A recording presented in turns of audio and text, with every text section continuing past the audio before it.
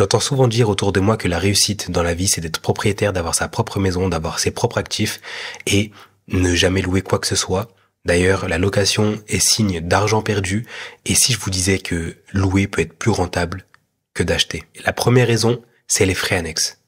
Les frais de notaire, les frais d'entretien, les travaux, la taxe foncière. Est-ce que vous savez que ces frais peuvent représenter jusqu'à 10% voire plus du prix du bien immobilier que vous avez acheté? Et ce, dès la première année. Deuxième point, c'est un engagement long terme. Oui, on peut acheter un bien immobilier et décider de le revendre au bout de 2 ans, 3 ans, 5 ans.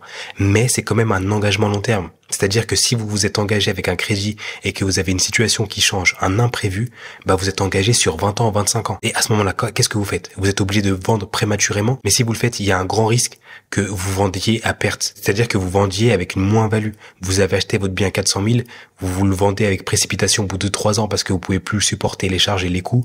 Vous le vendez 350 000. On doit le vendre avec précipitation parce qu'on a une urgence. Malheureusement, on n'a pas le temps ni le choix de respecter les prix du marché et des fois on doit vendre à la baisse parce que le premier acheteur qui vient, on doit le satisfaire et on veut s'en débarrasser et on veut récupérer l'argent.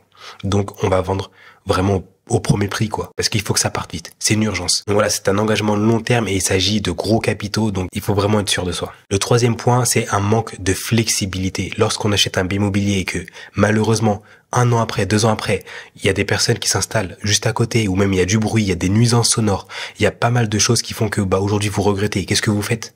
Vous êtes obligé de déménager, de revendre le bien. Comment vous allez faire? C'est un engagement et voilà, c'est un actif et il faut le savoir, on manque de flexibilité. C'est pas comme la bourse où si jamais on n'est plus trop intéressé par un actif, on peut le revendre, en racheter, etc. C'est beaucoup plus facile de le faire avec un bien immobilier.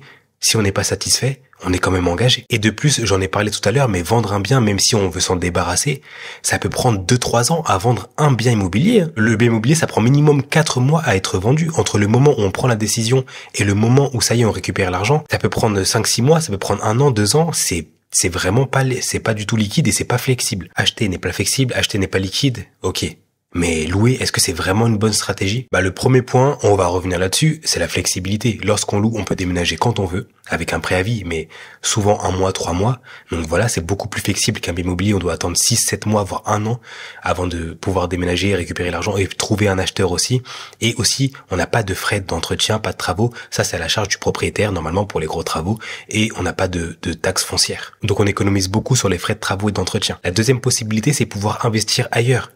Et lorsqu'on investit dans un bien immobilier, on s'engage, on prend un crédit et donc en général, quand on prend un crédit, on peut avoir 700, 800 euros de mensualité, voire 1000 euros, 1500 euros de mensualité. Et ces 1500 euros de mensualité ou ces 1000 euros de mensualité vont partir dans le bien immobilier. Ensuite, on aura les frais annexes, les travaux, la taxe foncière, les impôts, etc. Et malheureusement, rares sont les personnes qui peuvent continuer à épargner ou investir dans d'autres secteurs.